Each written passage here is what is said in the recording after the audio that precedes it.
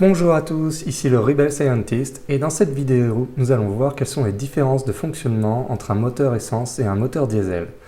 Alors avant de commencer, je tiens à préciser que, comme je l'ai expliqué déjà par ailleurs dans ma chaîne, j'ai réalisé des études de chimie dans le génie des procédés et dans mon stage de fin d'études, j'ai dû notamment réaliser un stage de fin d'études dans le laboratoire de recherche pour la catalyse justement pour tout ce qui était dépollution automobile. Donc c'est un sujet que je connais plutôt bien et j'espère que vous allez l'apprécier parce que justement avant d'aborder les nouvelles technologies qui vont être notamment tout ce qui va être du style moteur, véhicule électrique et autres, que j'aborderai dans une autre vidéo, je voulais aborder justement le sujet de tout ce qui était moteur à essence et moteur diesel afin de comprendre ce qui existait déjà pour avoir une base commune sur les sciences qui existaient actuellement. C'est parti!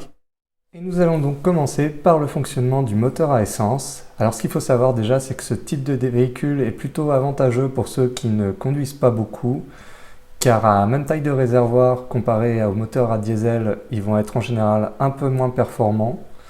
Et il est également utile pour les personnes à petit budget qui vont avoir plus de mal à acheter des véhicules un peu plus lourds, plus riches en matériaux, qui sont notamment pour les moteurs diesel. Donc voilà, je vais vous présenter donc le fonctionnement d'un moteur à essence, ici. Donc, moteur à essence. Si on reprend la forme, on va avoir une forme à peu près comme celle-ci. Hop. Avec ici un piston, ici une chambre d'injection, et ici une bougie.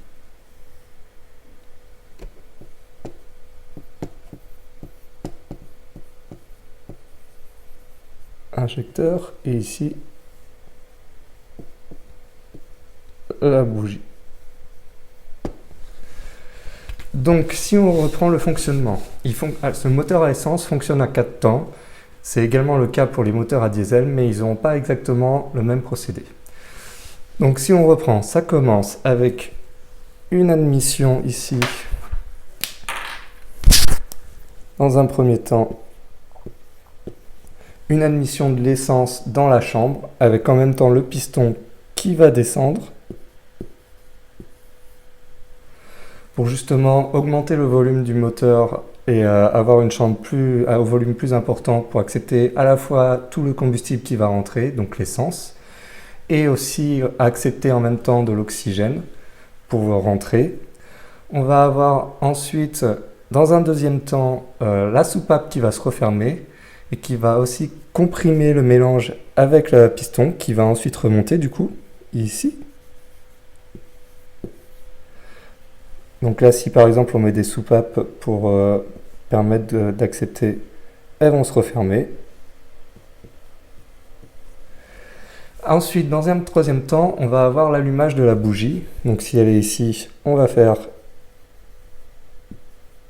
comme ça pour créer l'étincelle, pour justement créer la combustion. Parce que comme une combustion, c'est toujours un combustible, un comburant.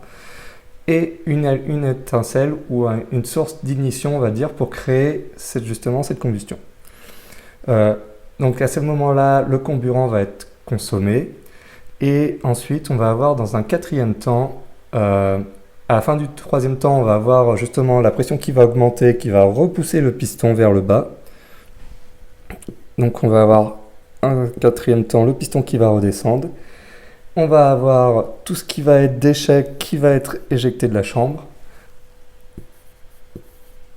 Et on va avoir également à nouveau la chambre qui sera ouverte parce qu'on aura le volume qui s'ouvrira et on sera reparti pour un cycle. Donc voilà, c'est comme ça que fonctionne un moteur à essence. Et on va aborder à présent le fonctionnement du moteur diesel. Alors ce qu'il faut savoir, c'est qu'ils sont en général plus rentables que les moteurs à essence. En général, ils consomment de 20 à 30% de moins de combustible pour réaliser le même trajet. Ils ont aussi ce qu'on appelle un phénomène d'auto-inflammation, c'est-à-dire que l'air va être tellement comprimé dans le moteur la température va atteindre les 500 à 700 degrés à peu près, et c'est ce qui va permettre d'ajouter le carburant sans même avoir besoin d'utiliser une bougie comme pour les moteurs à essence, et d'avoir la combustion qui va s'auto-déclencher, on va dire. Ce qu'il faut savoir aussi, c'est que par exemple, le combustible utilisé est le gasoil plutôt que l'essence. Je vais faire une vidéo aussi pour expliquer les différentes coupes présentes dans du pétrole récolté, pour pouvoir expliquer justement comment l'industrie pétrolière fonctionne. Je sais qu'à terme, on va s'en passer de pétrole, et c'est le but.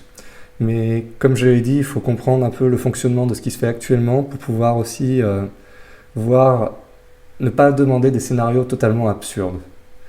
Donc voilà. Donc là, je vais vous expliquer le fonctionnement du moteur à diesel. Hop.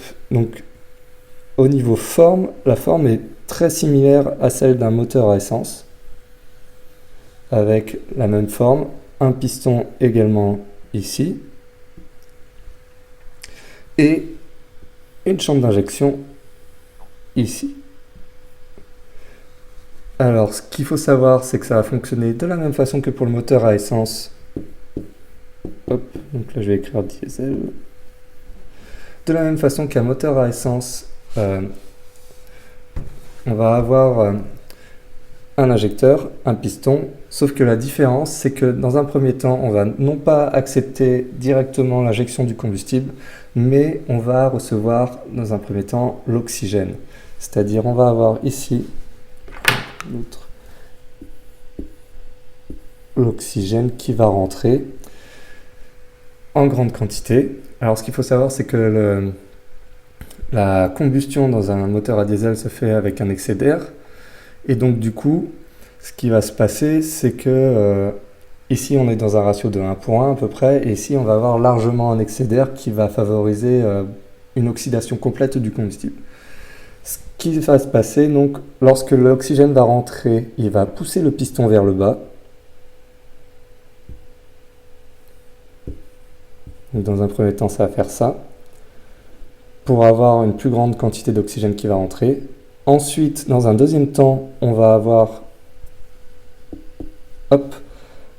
le piston qui va remonter afin de comprimer cet air, ce qui va faire augmenter la température et ce qui va préparer la chambre pour pouvoir ensuite recevoir le combustible qui va être le gasoil. Et donc ensuite, là, on va recevoir, toujours à l'étape 2, on va avoir le gasoil qui va rentrer par l'injecteur.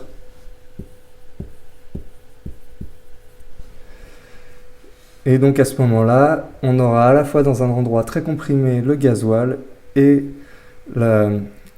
l'excès d'air qui va être présent. Donc ensuite, ce qu'on va avoir dans la troisième étape, ça va être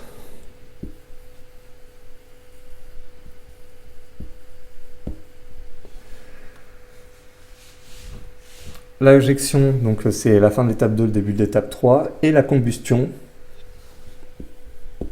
qui va créer alors à nouveau une détente du piston, qui va rouvrir à nouveau son volume pour diminuer la pression ambiante. Et ce qu'il faut savoir, c'est que les déchets vont être évacués dans l'étape 4. Donc voilà, là l'étape 3, le piston qui est rouvert. Et on va de nouveau avoir un cycle. Alors ce qu'il faut savoir, c'est qu'à chaque fois qu'il va y avoir une dilatation du volume, où on va avoir une augmentation du volume par le mouvement du piston, ça va enclencher le moteur qui va faire tourner tout le fonctionnement du système et qui va permettre le moteur d'avancer et au véhicule de fonctionner.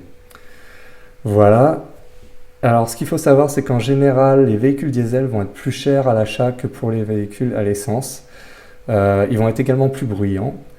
En revanche, ils sont avantageux par exemple pour les gros conducteurs et ils consomment aussi moins que le véhicule à essence. Aussi, il faut savoir que par exemple le moteur à diesel a été pendant de nombreuses années encouragé par le gouvernement pour des raisons écologiques, dans le sens où j'expliquerai dans une autre vidéo les différentes émissions qu'il y a entre un moteur à essence et un moteur diesel. Mais ce qu'il faut savoir, c'est que le moteur diesel produit moins de CO2 qu'un moteur à essence. Et donc pour cette raison, le gouvernement avait décidé d'encourager le moteur diesel ici. Le fait est que ça a entraîné d'autres problèmes avec des émissions qui étaient présentes plus largement, par exemple les particules fines. J'expliquerai dans l'autre vidéo, mais c'est pour vite fait expliquer que c'était pas forcément le choix le plus stratégique d'avoir un excès de véhicules, parce on a eu un moment une portion de véhicules diesel en France qui avait atteint les 70-80% à peu près, qui était complètement délirant par rapport à ce qu'on avait pour des raisons à la fois sanitaires, parce que justement il y avait des émissions, ça demandait de faire beaucoup d'innovations technologiques pour contrer certaines émissions qui sont propres au moteur diesel, et pour une autre raison, et que vous verrez dans une vidéo concernant justement tout ce qui est extraction du pétrole, c'est pour des raisons écologiques aussi vis-à-vis de comment faire pour ne pas gaspiller le pétrole qu'on extrait. Parce que même si le pétrole est quelque chose de polluant, pour une quantité extraite, il vaut mieux utiliser le maximum de cette quantité extraite plutôt que de prendre certaines coupes qui correspondraient plutôt uniquement au diesel et après de jeter le reste ou de le revendre et de faire des milliers de kilomètres parce qu'on n'accepterait pas justement les moteurs à essence. Voilà, j'espère que cette vidéo vous a plu. Si c'est le cas, n'hésitez pas à vous abonner à la chaîne, à liker la vidéo et à laisser un commentaire pour réagir à ce que je viens de vous présenter. Et on se revoit à la prochaine vidéo. Ciao!